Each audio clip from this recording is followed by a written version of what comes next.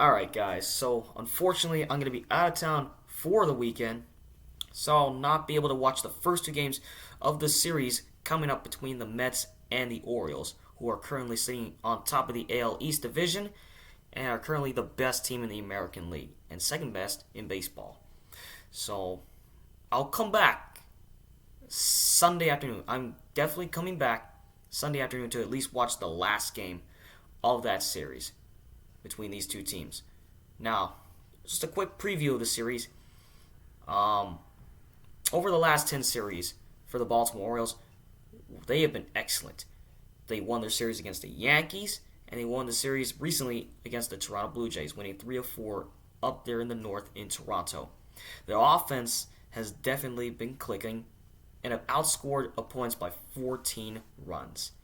I mean, recently, we just went out there against the Blue Jays with no fear. Ryan Mountcastle has been an X factor for this team. He is literally a Blue Jay hunter because he likes playing against the Blue Jays.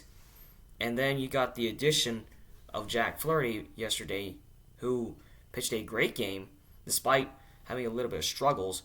Was able to strike out 8 batters and at least hold down the Blue Jays 1 run.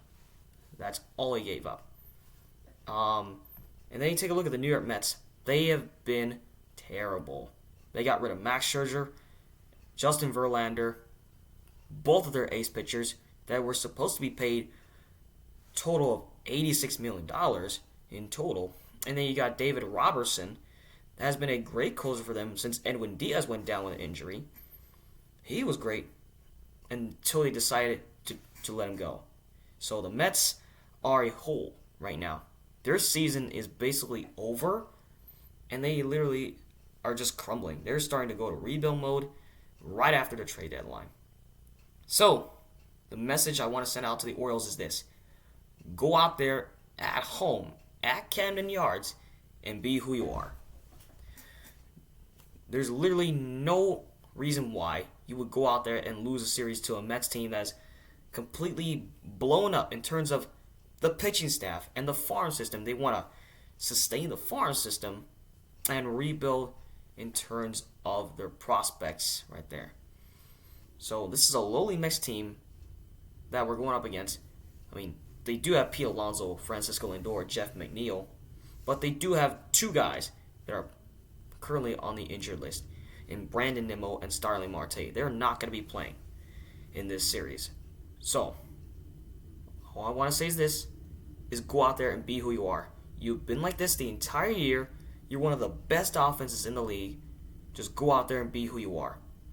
There's literally no reason why you would struggle against a lowly Mets team.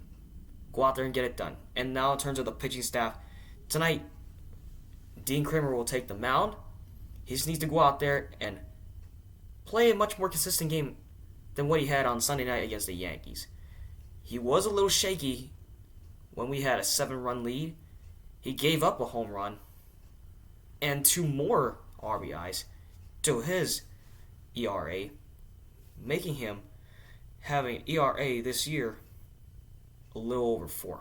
So he just needs to get more consistent with his pitching command and being careful with his pitch count. So that's the keys to victory.